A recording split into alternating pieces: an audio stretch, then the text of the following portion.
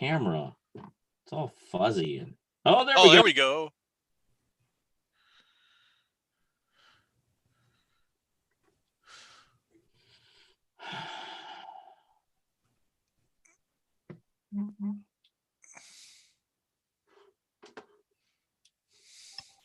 Live. All right, so we're live on the YouTube. Yes, sir. Thank you. All right, it shows that we have 9 participants.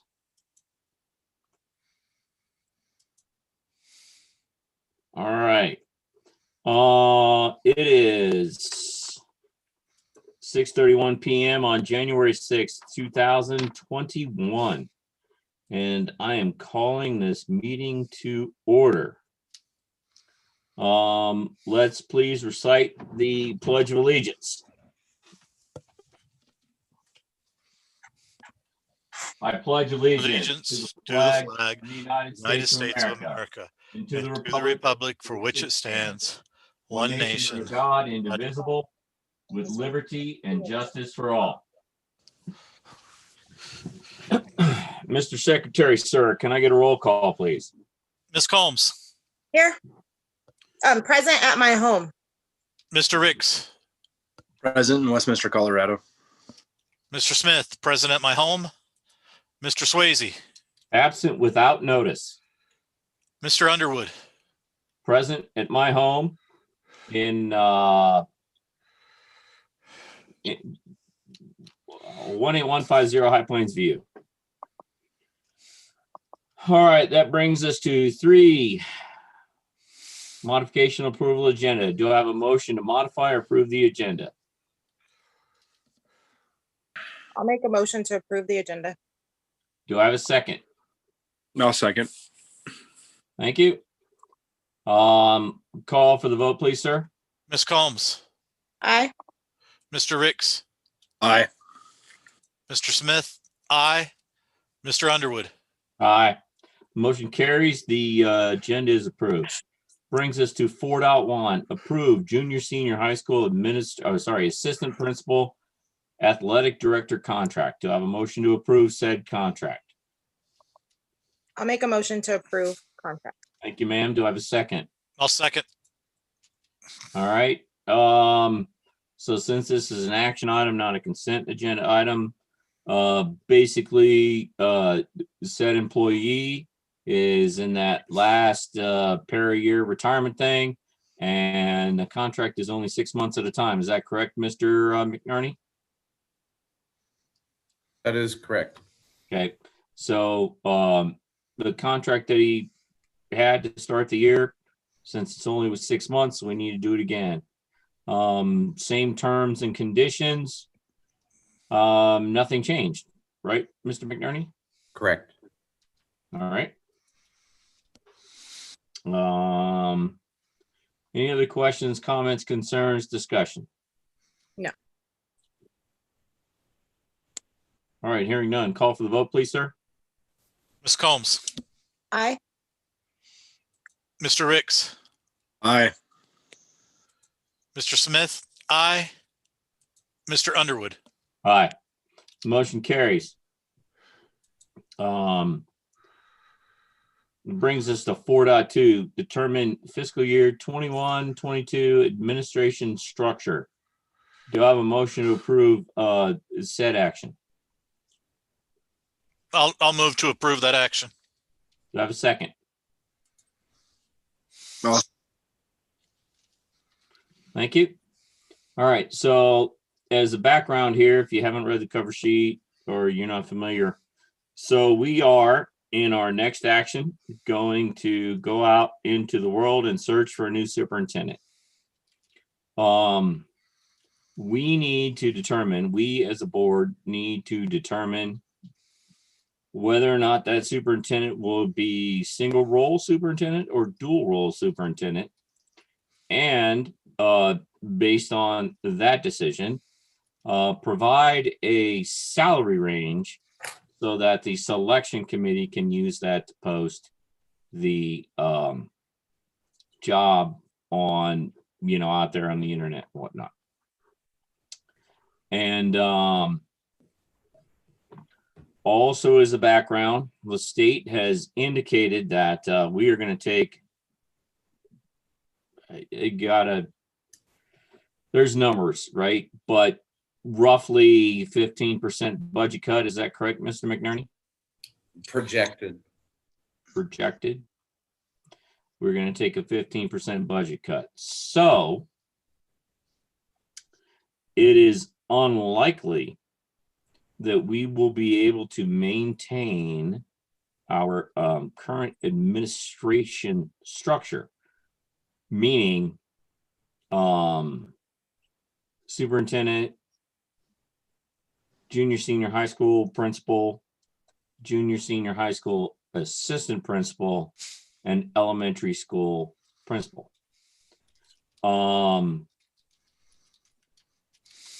In the cover sheet, I recommended that we have a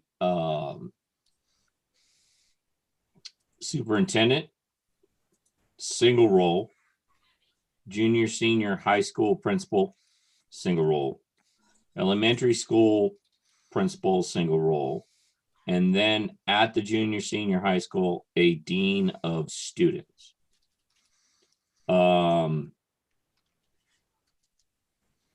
That was my recommendation. So thoughts, discussion, please.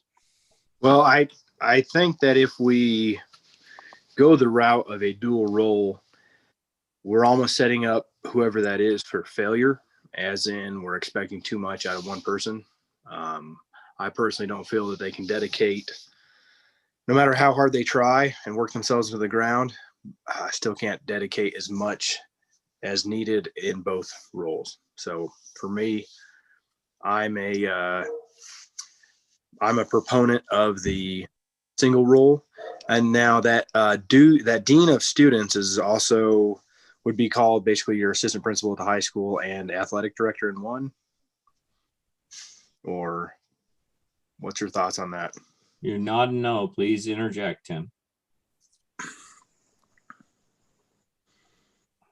You want me to interject? I'm sorry. Yes, please. Okay.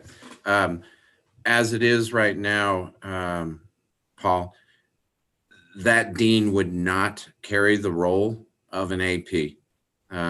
They are not type D certified, so they cannot do the duties of an athletic director, of evaluation, of any of the many skill sets needed, activities. Good Lord, I can go down the list, but they will not have a type D.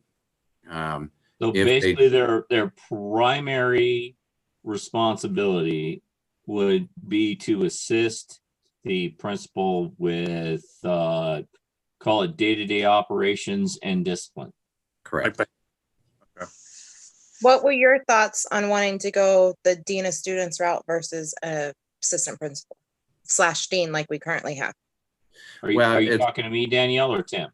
Both. Okay, for me, it's simply about money. Tim? Okay. Concur. It's only about Danielle, about money. The AP role is what I requested, and our success shows what the AP role does versus a dean. Yes. And so, doing extremely rough math. And again, we have yet to agree upon a range for super, but going down the path of a range and then doing 80% of the super salary would be the high school principal salary, 80% of the high school principal salary would be the elementary principal salary, and 80% of that salary would be the top end of a dean. Doing that math, again, very rough because we haven't agreed on a range yet. We're looking about $300K in unloaded, okay, that's unloaded administrative salaries, which is less than 10% of our budget. About 8.5. So, Mr. McNerney, if you can put on your principal hat, not your superintendent hat, but your principal hat, would you be able to effectively manage that building with a dean? No. Okay. Now, the key word there, Mr. Smith, is effective. We have spent 2.5 years getting process and structure in place. Effective is social emotional. Effective is our referrals. Effective is discipline. Effective is academic success. I mean, I can go down the list, but if that gives you my definition of effective, we've done a boatload of work, and it's because we've had 2 administrators. So is your opinion that there needs to be an assistant principal? You know, Correct. someone with the cert? Correct. So that would push us above 300K. Correct.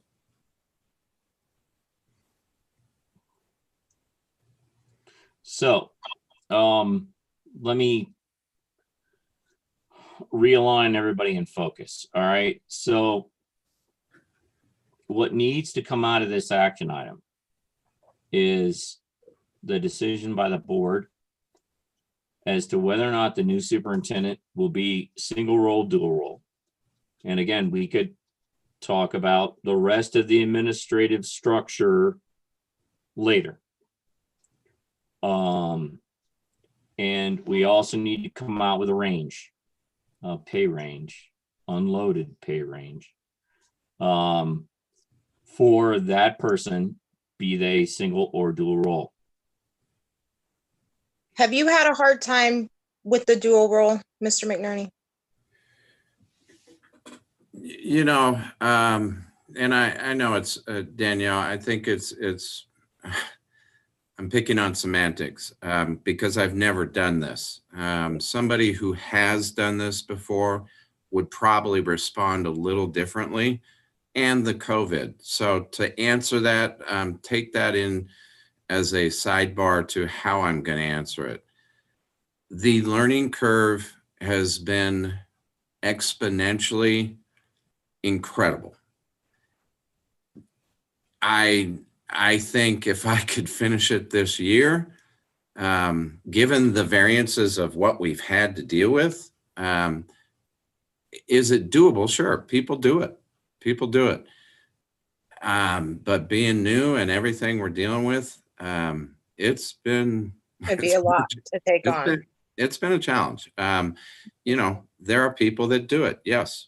And, you know, ideally, if I did my homework, and I have done my homework since this discussion came to my thought process, if you look at the rural schools in our SCAP wheelhouse, academically successful and socially, emotionally, what the things we're embracing, they are single purpose. They are single role.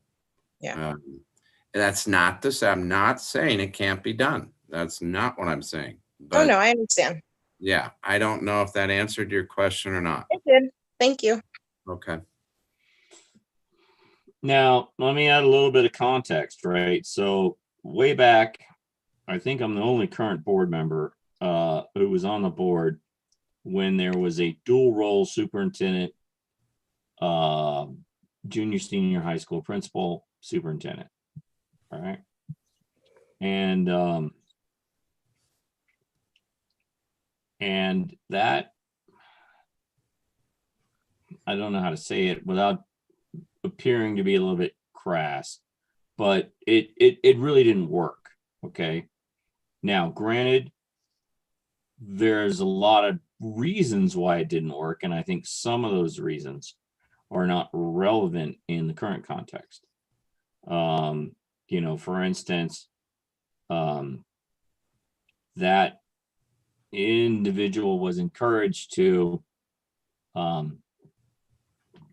like our last dual role principal superintendent, go to the Capitol and testify in front of the legislature for things. And, I think if we are going to go down the route of dual role, regardless of its elementary or junior senior high school principal, dual role with superintendent, I think we have to set clear boundaries.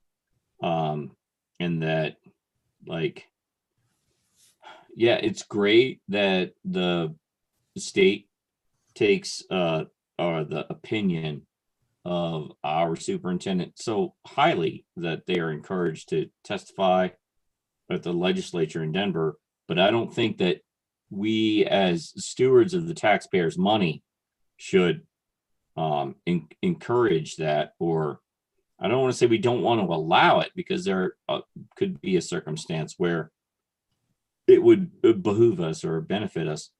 But in general, if we're going to have a dual role,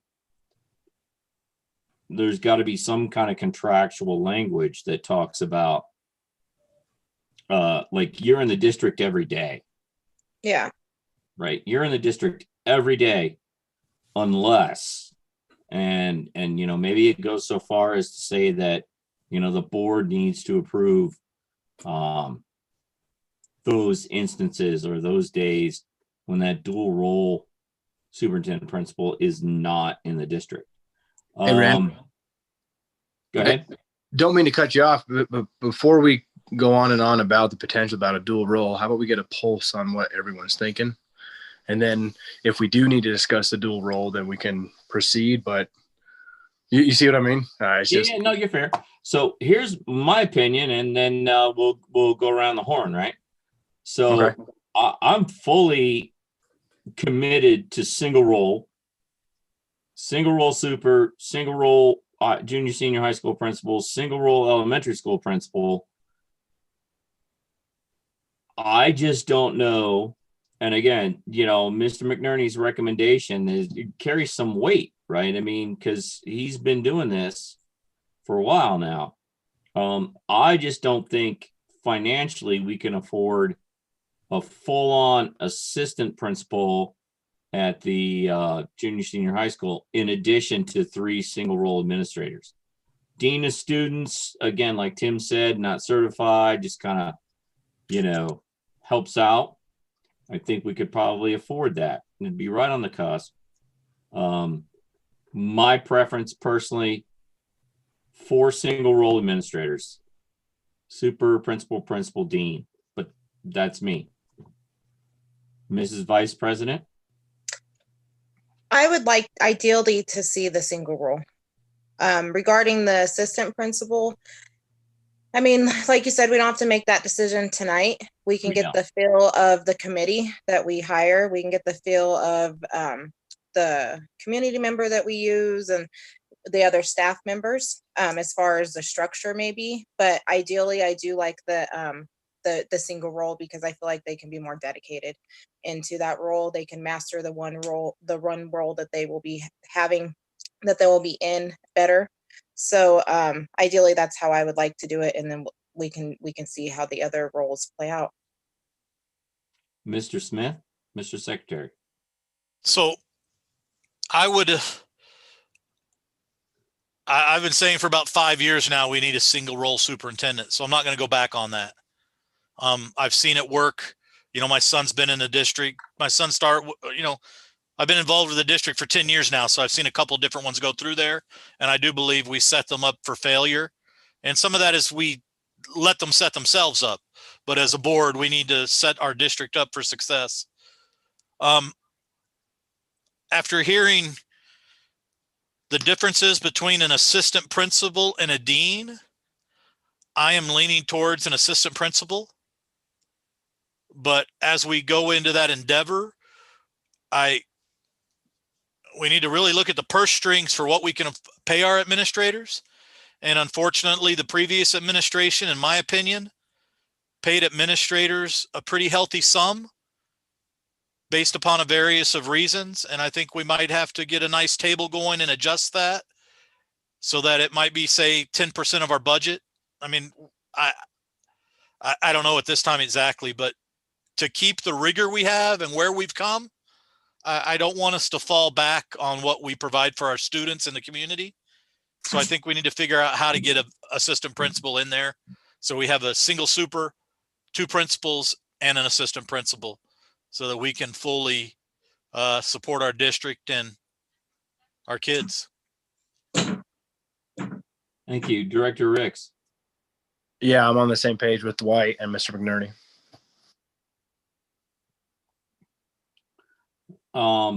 You know, I mean, I'm not necessarily opposed to that from a necessity perspective. My only hesitation is from a budgetary financial perspective. And again, so we're going to have to look at, you know, as we get closer to doing the budget for next year, you know, what that actual cut is. And, you know, maybe we're going to have to, so this is something I proposed many, many moons ago, in that we should put the acceptable range of administrator salaries, minus superintendent, onto the pay scale chart for certified employees or for teachers. And I think that, you know, I mean, now is a pretty good time to do that, considering the amount of turnover that we're going to have in administration. And so we need to start thinking about those numbers. And that's not a trivial exercise. So, okay, so I think we're all pretty much on board that the new superintendent is going to be single role. Yes. Yep. Okay, and that's what I proposed in the action item. So then the only other thing that we really need to discuss and agree upon is salary range.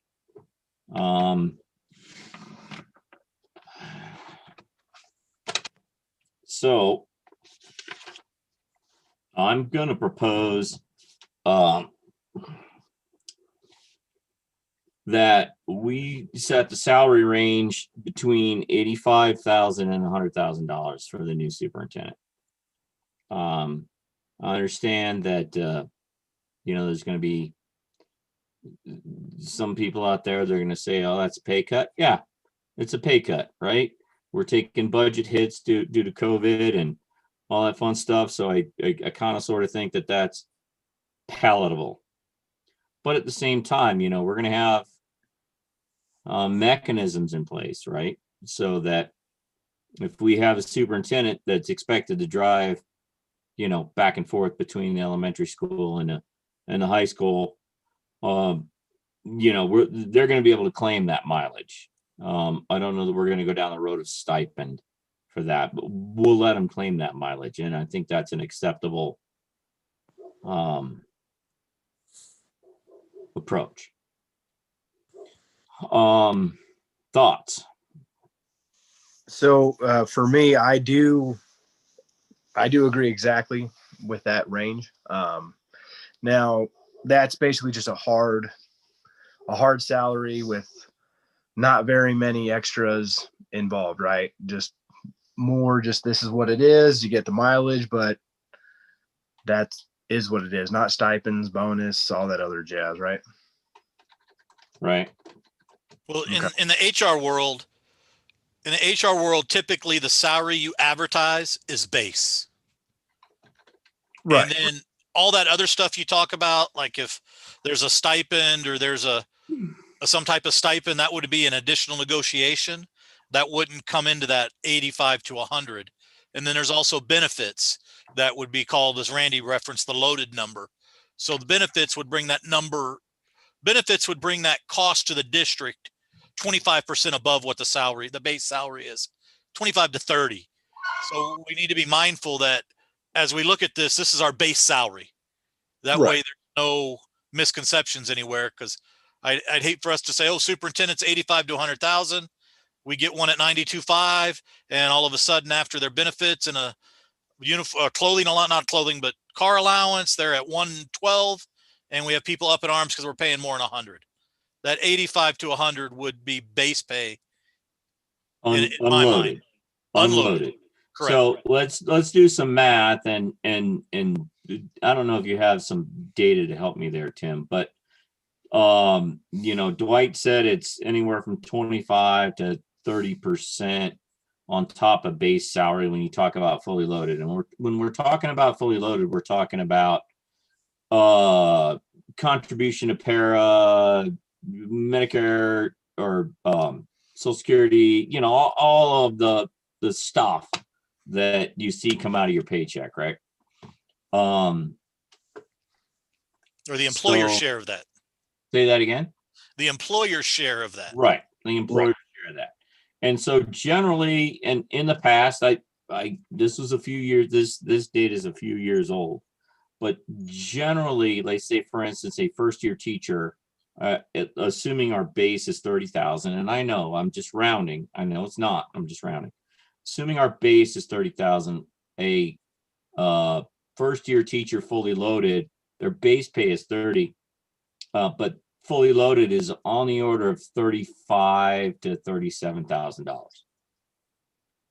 So what is that? That's not quite 25%, but Generally 27 is, 27.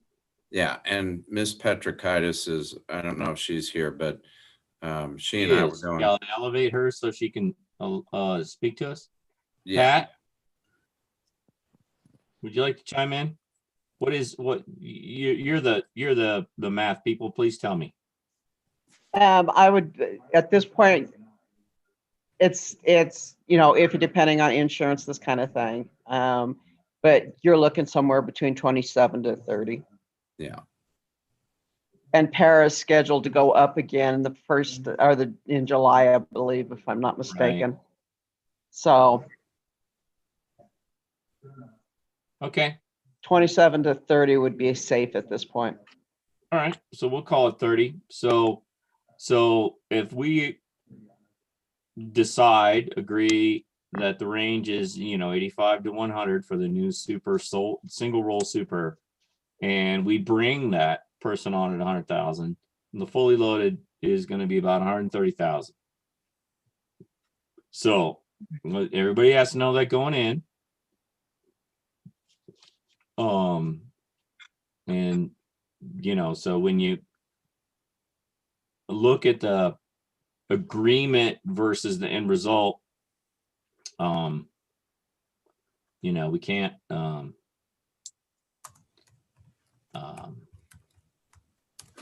get upset, I guess, right? I mean, we got to know that's part of the equation.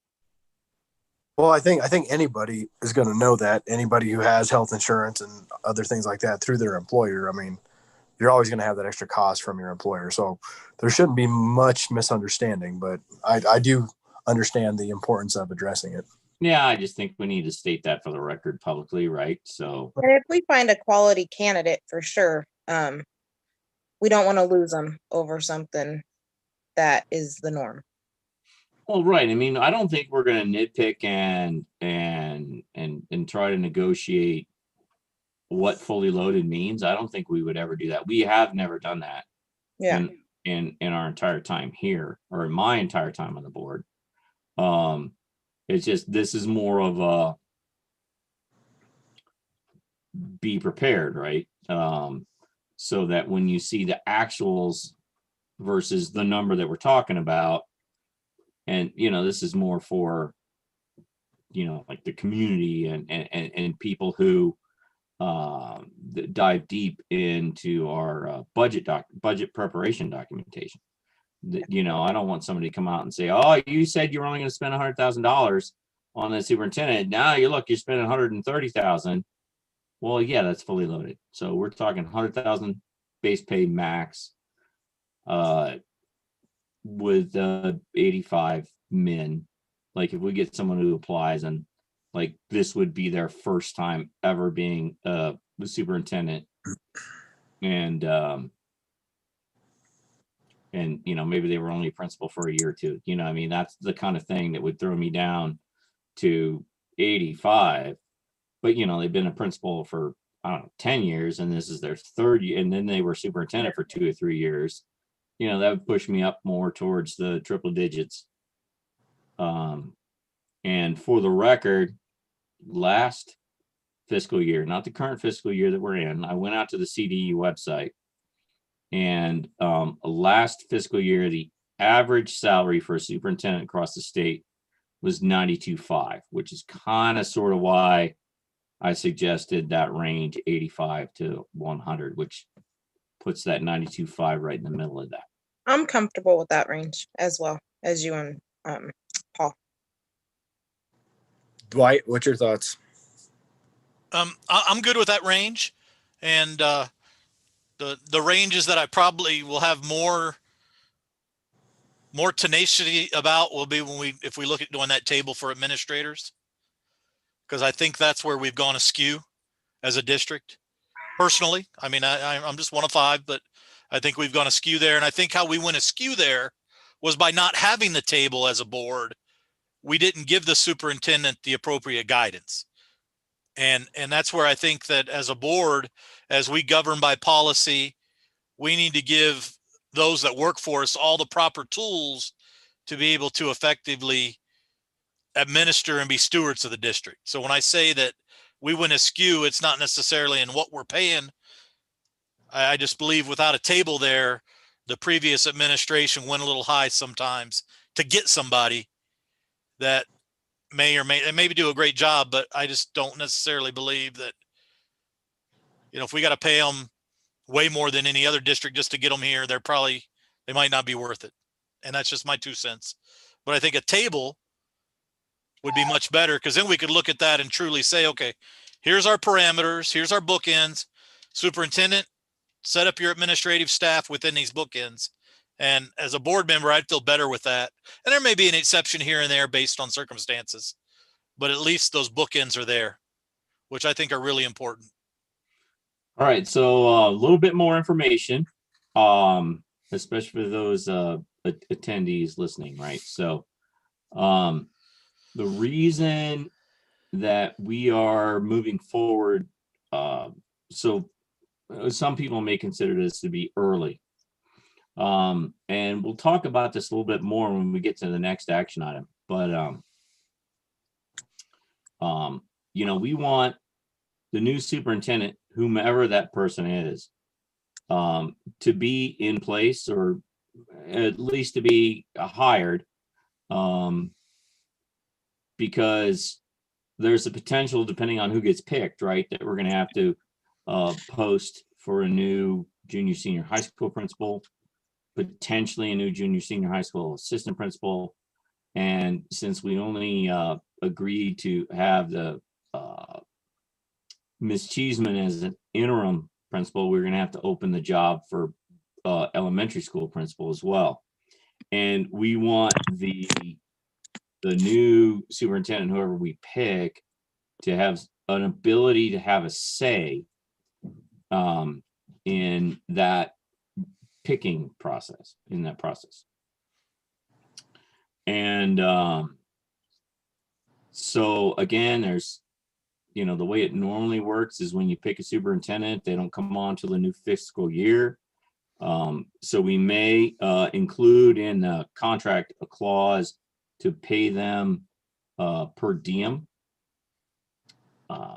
to come in and do some work to, participate in the interviews for these other administrative positions, and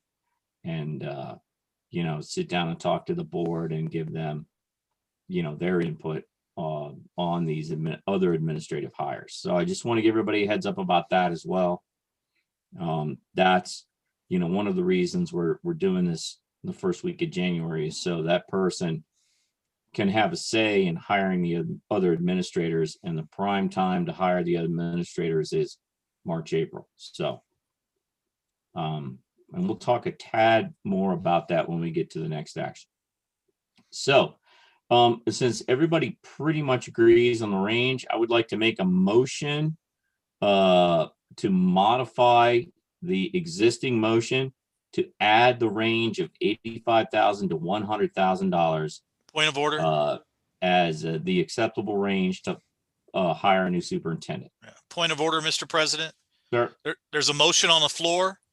The only thing that can be done with the motion on the floor is to table, vote, or amend. Oh, I'm sorry, amend. Sorry, I'd like to make a motion to amend the current motion to include the range of $85,000 to $100,000.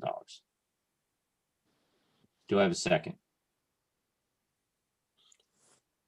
Well, and also for single roll.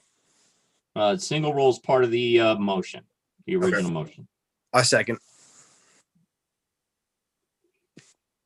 All right, Mr. Roberts rules. Do we have to vote on the amended motion before we continue discussion? You're on mute, sir. You're still on mute, sir. You have to vote on the amendment for the motion, All right. and then you vote for the amended motion. All right. So call for the vote for the amendment. Ms. Combs, Please, sir. Aye. Mr. Ricks, Aye. Mr. Smith, aye. Mr. Underwood. Aye. The amendment carries. All right. Is there any further discussion on administration structure before we call for the vote? In the only thing I have is in the motion, in the action item, it does say a full-time junior, senior high school JSHS Dean of Students. Does it matter if that, we don't want to leave it at Can Dean? always change that in the future. Okay, I would just want, that's all I had. But that is the current motion, right? The current motion is single role super, single role junior, Yeah. senior high school principal, single role elementary school principal, and a dean of students at the junior, senior high school, which of course we can always override with a future vote. Okay. Hold on, I have a Q&A before we get going. So Ms. Jackson, your question was, when was Michelle interim? I thought she was principal. No, she was always interim principal. And you can see Mr. McNerney nodding north-south on that. Because we felt it was more prudent to get someone in the position on an interim basis than to fully compete for the position.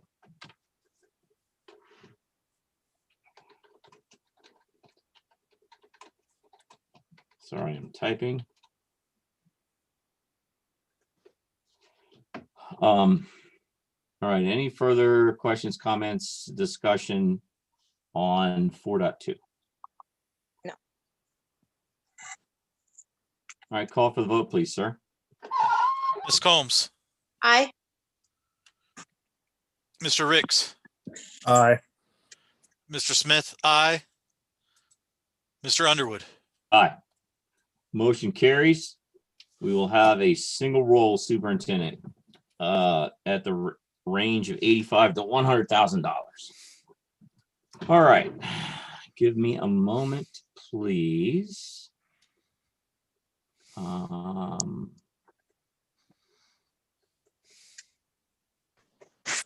right. I would like to make a motion to approve the following resolution. Whereas the district needs to hire a full-time superintendent for the 2021-2022 school year, and whereas the optimal time frame for being able to receive the most applications from qualified personnel to apply for the superintendent position is in the beginning of the calendar year. Now therefore be it resolved by the Board of Education of the Hanover School District 28 that a search committee is established for the purpose of finding and recommending to the board 3 qualified candidates for the superintendent position no later than February 28th, 2021. And be it further resolved that the committee shall conduct its search in accordance with all relevant Colorado revised statutes, district policy, and other applicable laws. And be it further resolved that the board treasurer shall be the chair of the committee and that the board secretary shall be the vice chair of the committee. And be it further resolved that the committee, in addition to the 2 board members, shall include at least 1 certified staff member, at least 1 classified staff member, and at least 1 community member to be mutually agreed upon by both board members on the committee. Do I have a second to approve this resolution? I'll second. Thank you, Mrs. Combs. All right. So, again, we talked a lot about this. We talked a lot about this a few months ago. And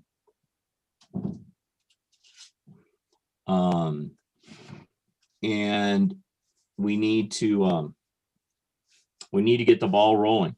And based on the discussion that we had a few minutes ago, where this new superintendent needs to be involved in hiring of the other administrators, we really need to get this done in very short order. And quite frankly, I'm a little disappointed that Mr. Swayze is not in attendance this evening, because he is going to be the one running this committee, and he has previously agreed to do that. But yeah, so there's a number of steps that are required by law for us to follow in order, and a number of conditions along those steps that have to be followed. So thoughts, everybody? So how will they go about finding the community member and staff member? Do the staff members put themselves on a list or a sign up that they want involved? So once this resolution is approved, the committee chair or vice chair will direct the webmaster through the superintendent to put a form on the website. That form will, have a, what's your name? Are you classified, certified, community member? Whatever. And so the form on the website will be the mechanism that we use to allow people to sign up to fill the other roles on this committee. When will said sign up be on the website? I'm hoping by noon tomorrow. Okay. Just that way, since we're having a board meeting and people are wondering, But just again, I don't control that. Once this committee is formed, the committee controls that. Okay. Which until such time as the rest of the committee is chosen, that is Mr. Smith and Mr. Swayze jointly control that this whole mechanism from Well, beginning to end. maybe we can, I don't know your thoughts on it. Maybe we could have something on the website that just is updated the second that it's on there, just if people can keep checking in, just so they can have it, just so a lot, that they're aware of where it is and they can get their Right. notes on. So there's a lot of things that are going to have to be on the website relating to this committee. Obviously the first one is for the classified staff members, certified staff members, and community members to sign up to volunteer to be on that committee. Every single committee meeting will be basically like a board meeting. It'll be a public meeting, and it'll have to be posted and follow all the rules of the Sunshine Law. And then once 3 finalists are selected, all of their bona fides, so their resume, all that kind of stuff, will have to be posted on the website. And in between application and the selection of the 3 finalists, the interview process is required to be public. And so again, all that meeting and all the associated meetings along with that are going to be public meetings and posted on the website. And so there's going to be a very close interaction between this committee and the webmaster and the board assistant to get all this stuff appropriately posted in a timely fashion, meeting the requirements as set forth by law. Mr. McNerney, is it your anticipation that you will be applying for this position? It is. Since you will be applying for this position, can we have an agreement that all actions for the webmaster can go directly from myself or Ed to the webmaster? Absolutely. All right. Thank you, sir. Absolutely. 100%. Thank you, sir.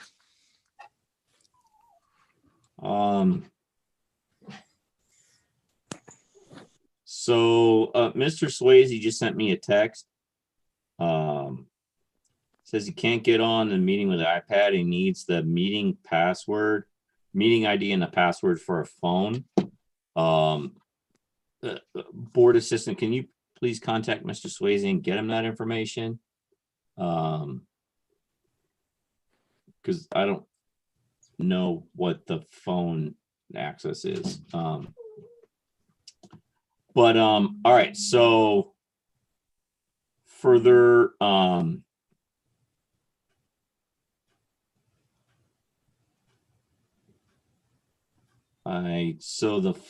don't hold on, I'm being let's see if I can go to calendar and get that info.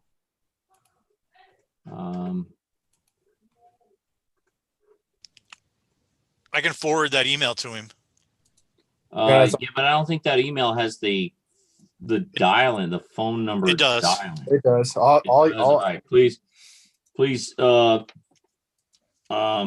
just read it to me out loud so I can text it to him.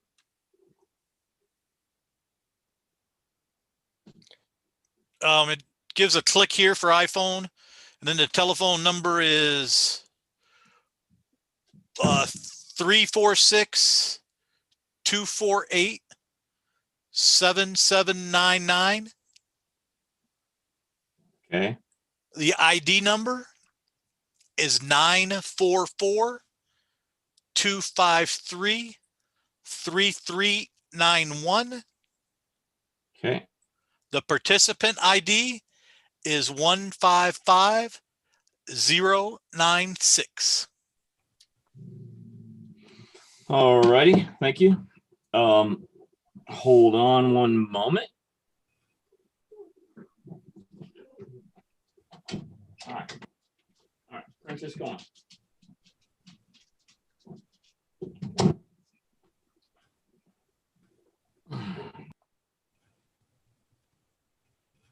Sorry, my dog needed out of the room. Okay, so that should give Ed some time. I texted all that to him. Hopefully he can get on there shortly.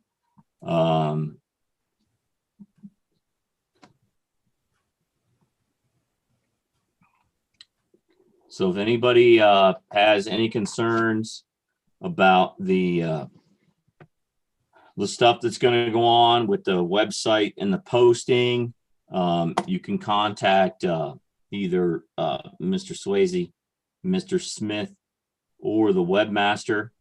And the webmaster's email is webmaster@hanoverhornets.org. Not very ingenious. All right. Any other questions, comments, concerns, discussion on the search committee?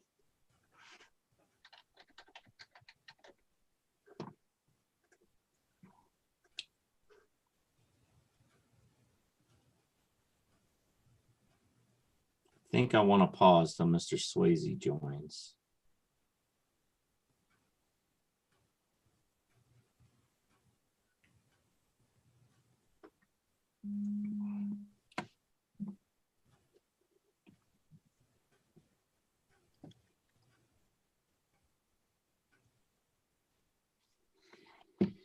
All right, so I'm going to review the resolution one more time, just so we, oh yeah, actually what I want to do is review my email. I want to discuss that so that we have, so we just kind of sort of declare to the public what the process is. So,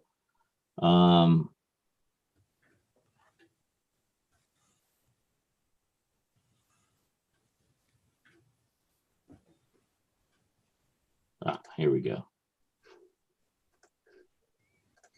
So, obviously, the first thing that needs to be done, obviously, is to form this committee by resolution. The next thing that needs to happen is that the 2 board members on the committee need to select the rest of the committee. And then the committee needs to hold a meeting to write the job description, establish applicant requirements, set the remaining schedule into concrete, and agree upon the selection procedures. Once that is done, then the job opening can be posted on the internet.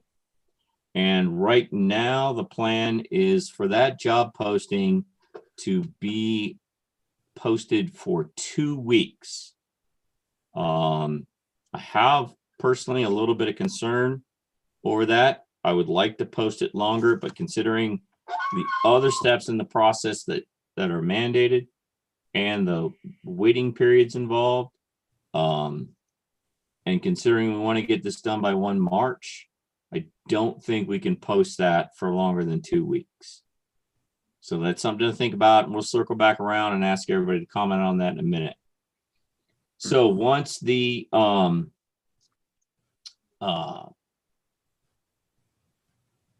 and also there's other places, if you look into the statutes and policy and whatnot, we also have to post the opening. I think it says to a local newspaper, and we'll also post a notification of the opening on the front door to each school. Anyway, so the next step is for the committee to meet and screen the applicants. That means, look over their resumes, see whether or not they're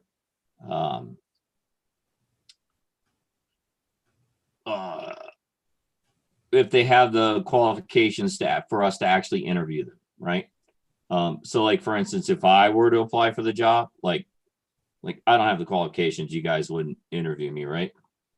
And then the next step is for the committee to notify the applicants and for about interviews and interview schedules. Then the committee has to hold a meeting to actually conduct the interviews. And then the committee has to have another meeting where they determine and announce the finalists. And then we have to have a 14-day waiting period. That's required by law, where the finalists, qualifications, resumes, etc., are posted on the website for community review and comment. And then we would have a special board meeting for the board to pick its preferred candidate out of the finalists. So that's basically the process that has to happen by law. And we are going to follow that. But again, it's up to the committee to set the actual schedule of when these things are going to happen. But it's a really tight schedule. So questions, comments, concerns, discussion. Does everybody think 2 weeks posting is long enough? I would say do the 2 weeks, but have it to where if you don't have that third candidate within the 2 weeks, then of course it has to be prolonged past that. That's what I was There's thinking. no requirement that it be exactly 3. Okay. The requirement is if there are 3 or less, that every one of them is automatically a finalist. Okay. Okay. So if we only have 1 or 2 after the 2 weeks, then that's who we got to choose from. Right. Okay. And the only reason that there's that meeting to screen applicants is if there's more than 3 applicants. And I've done a little preliminary research, and there's a website out there managed by Case that's specifically designed for superintendent and principal job postings. And people that are active on that site have email blips. So as soon as we post that on Case, anybody that says I'm interested in becoming a superintendent will get a snapshot of that posting emailed to them so they could go right back to the website and take care of their business. So do we have, like, do you have to have an account or some kind of, what's the mechanism for us to be able to post on Case? I believe that we just submit this stuff to them because actually that job posting service is actually a job search service that they do for their constituents. And we're just kind of the person that throws it out there. So I can get a little So there's deeper in on that our once we get website, the there's committee some kind formed. of point of contact that we would email and say, hey, here's our Indeed link or whatever we're going to use. And Correct. No, actually not even with Case. When I went out there and looked, we would do a full posting on Case. So we okay. would have the job description there. Everything would be on Case and the application process, however we decide as a committee, so that they do everything from Case and then either mail or email it to us. And we could go so far as our Indeed posting could link them to Case. So we only have to put the information once. Because I believe our account on Indeed is only a notification account. It is not an application account. So the best way in my mind to do it, and the committee might have different thoughts, but is to drive everyone to Case to see all the data to apply. Right. And so for the record, for those attendees listening, earlier in this meeting, Mr. Smith asked Mr. McNerney if he intended to apply. I had previously had this conversation with Mr. McNerney, so he, for the record, does not have access to the district's Indeed account. So he can't make a job posting. He can't see who applies to the job posting. He has access to none of that. Our human resources manager is the only person in the district who has the authority to do those actions. All right. Anything else? Mr. Ricks, anything? Okay. No, I just feel, you know, I mean, I know we've been waiting, but it might be time to proceed. Yeah, I kind of sort of went through all of that just to kind of sort of give Mr. Swayze time to get on here, but I understand. Mr. Smith, sir, anything else? Not at this time. All right. If there is nothing else, then call for the vote, please, sir. Ms. Combs, Aye. Mr. Ricks, Aye. Mr. Smith, aye. Mr. Underwood. Aye. Motion carries. Committee to search for a new superintendent is formed. All right. So then that brings us to other business. Mr. McNerney, you have other business, sir. Just real quick, I know we've been sitting here for a little bit, but I wanted to pose to the board. I haven't had time to put together a community survey to solicit feedback. The data with COVID is rapidly changing. I sent a district email detailing cause and effect for decisions on returning January 19th. My question that I would like to pose to the board, and if we have folks in the audience, I'm open, but the question I have is, given the email that I sent to the board and the district on 1/4/21 Mr. with the McNerney, date. Yes, sir. for the benefits of those attendees who are not privy to that email, could you summarize that? Sure. That email stated that we are to return on January 19th. And I'm paraphrasing, the governor went red to orange. And I'm again paraphrasing, the metrics of many red districts do not qualify for orange. It was obvious for economic reasons and business. And so I went through where we are with our data currently and checking it today. It's trending down and it's very good. but it's still in my opinion, unsafe environment to be in person. So what I did was I sent that email to district informing them of why we're returning the 19th, and that I would be meeting with the collaborative cabinet, the Hornet cabinet, on Friday after I get reports from epidemiologists and PPASA, Pikes Peak Area Superintendent Association on Friday, Rural Alliance, blah, blah, blah, and get all that put together to make a concerted decision based on the data.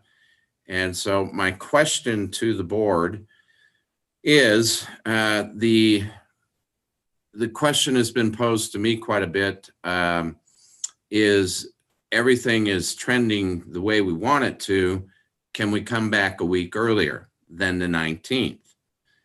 And I am soliciting, I would like to pose to the board a question as community members, and you're wearing two hats, really, a community and a board hat. Any feedback you feel is it safe in your opinion?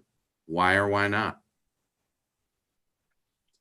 So I have a few thoughts, if you don't mind. Please. So January 19th has been the date that everyone has already been planning on. In fact, it was also reiterated at the last board meeting and confirmed. So I think there might be some scheduling issues, already jumping up, that's 6 days from now, to expect everyone to jump to that. Maybe not. Trending down is great. I just feel that the risk reward wouldn't support going back a week early. Also, we know that the infrastructure of the school, the backbone with our faculty and our staff, has been protected because of this. And so, I'm concerned with not having too many substitutes available. If someone were to get sick, why not just run it out one more week? I'm all for the 19th. I feel, on the err on the side of caution, and as a community member, a parent who has kids in the district, I am thankful for your proactive approach that you have taken during this pandemic. I feel that, better safe than sorry. And I also am concerned that if we were to go back a week early, and then during that week, if there were a COVID scare, it might come back as, from negative feedback of, oh, well, why'd we rush it? Why'd we do this? If we have a COVID scare after the 19th, we know that we waited longer than a lot of other districts had, and we did already err on the side of caution.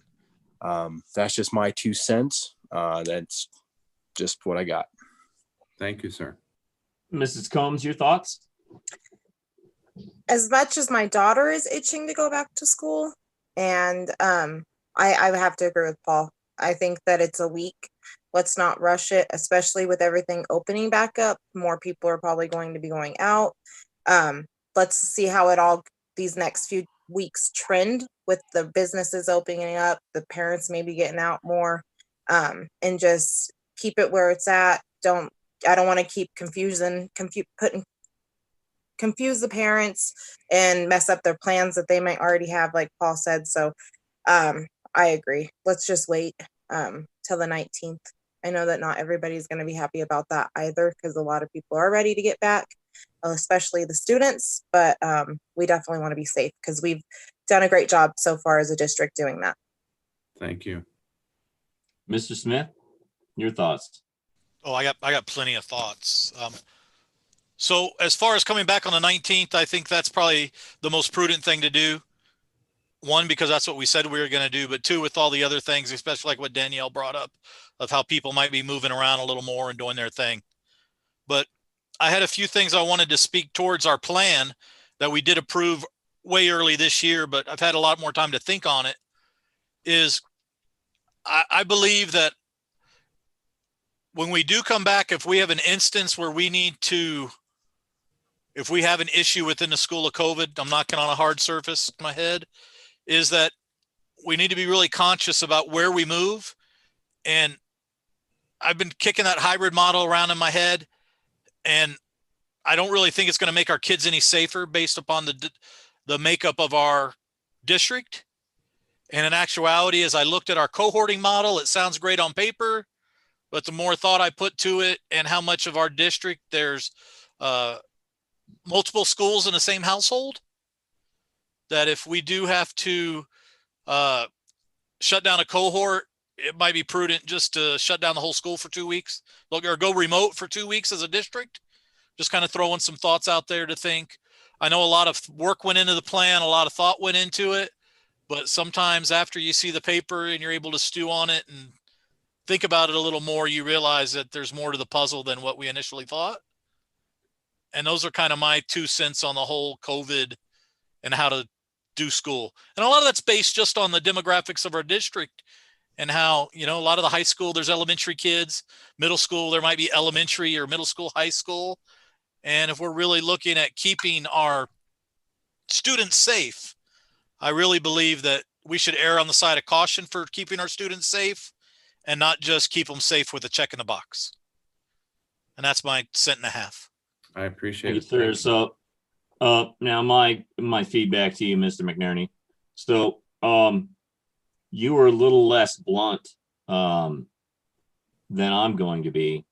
The governor's decision to move counties from red to orange was a strictly financial decision. Had nothing to do with the numbers, had nothing to do with the safety of the public. Okay. Now, was that a bad decision? I don't know. Like, I'm not going to pass judgment on that, but let's just all be very, very clear here is that that was a financial decision. We, as the board members of this district, and you, sir, as the chief administrator of this district, our number one priority is the safety of our students and our staff and their families. And so, as Mr. Ricks said, we've had a plan since what, November 10th, correct? November 6th. Say again? November 6th. 6th. Sorry. I shorted you 4 days. We've had a plan since the first week of November that we were going to come back on January 19th. But that was always caveated with if the numbers support it. Okay, so I don't want to sit here and tell you, yep, go back to bring everybody back into school on January 19th. That is not something I would ever say to you. What I will say is if the numbers support it, then go back January 19th in accordance with our initial plan. Don't try to jam this earlier. Like Mrs. Combs said, you know, people have been planning for the 19th for almost 2 months now, right? Or more than 2 months now. So we can't, it doesn't make any sense for us to try to, oh, let's do it a week early, right? The only way we are going back to in-person is if the numbers in accordance with our plan support that. If that's January 12th, yeah, okay. If it's January 19th, okay. If it's January 26th, because the numbers don't support it until then, that's fine too. My opinion. Thank you, sir. My opinion is we don't go back until the numbers support it, but we shouldn't go back before the 19th because we've been planning for the 19th for more than 2 months. Well, and if you look at it logically, you know, like Dwight said, shut down the school if we have an incident for 2 weeks. I know everyone was supposed to stay home, but everyone went and saw family over the break. So this is our first week right now. Next week technically would be a second week. So, I mean, the 19th just seems very logical. Now, again, we also as a board did vote to give Tim the authority to make that decision. So again, this is more of a feedback, not a directive by any means, but though that's all of our 2 cents, if you will. Yeah. So our direction to you, Mr. and Superintendent, was the approval of that plan. Right. And I think the consensus of what I heard here on the board was that follow the plan. Well, and that I appreciate the feedback.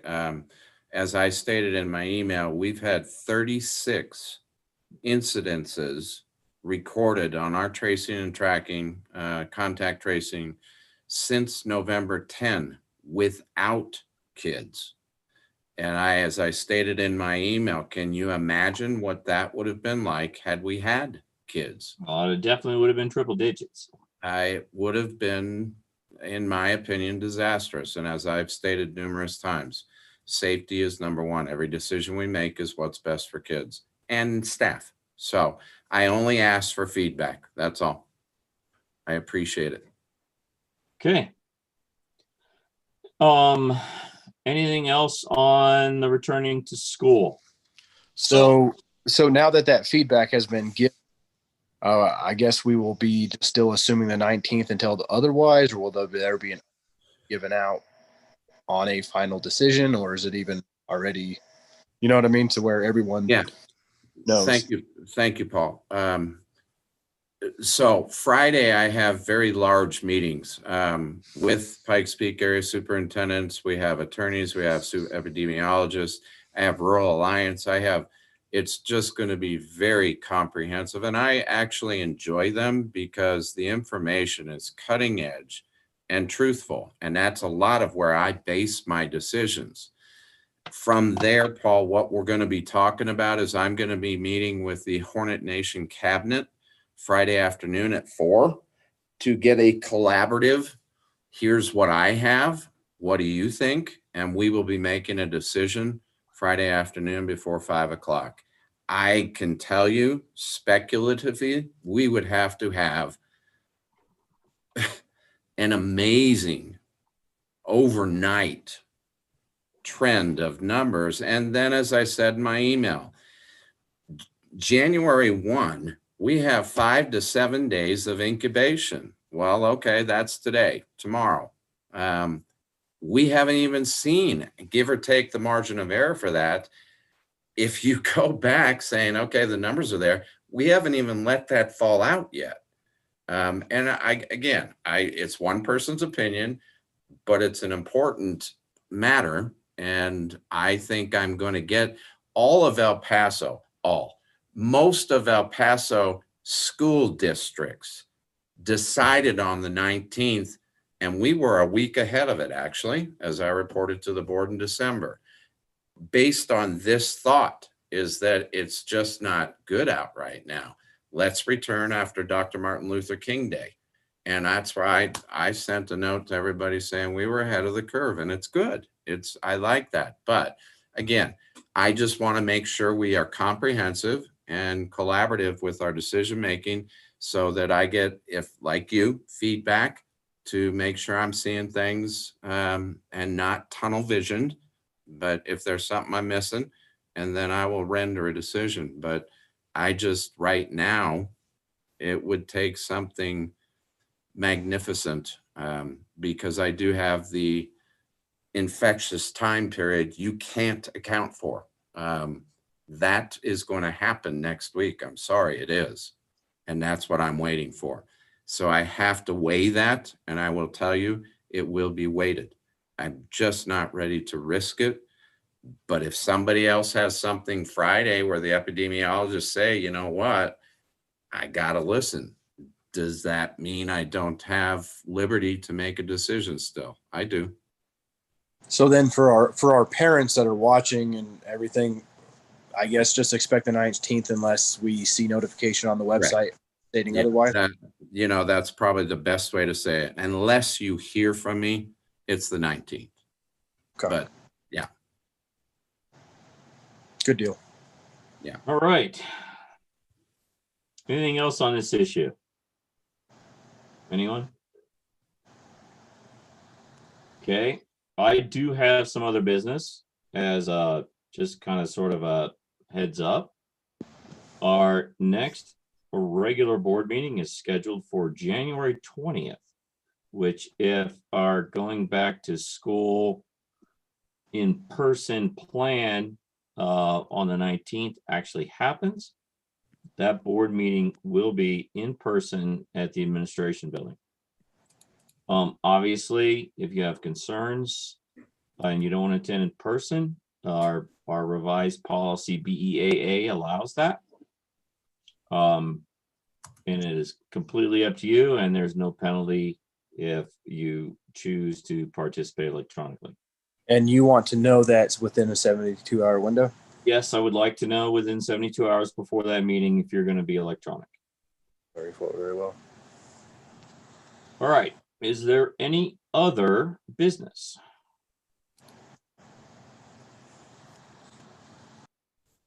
All right. Hearing none. So that brings us to adjournment. Do I have a motion to adjourn? I'll motion to Thank you, adjourn. sir. Do I have a second? Second. All right. All in favor, say aye. Aye. Opposed, nay. Motion carries. We're adjourned. Thank you, ladies and gentlemen, for your time. Thank you. Have a good night. You too.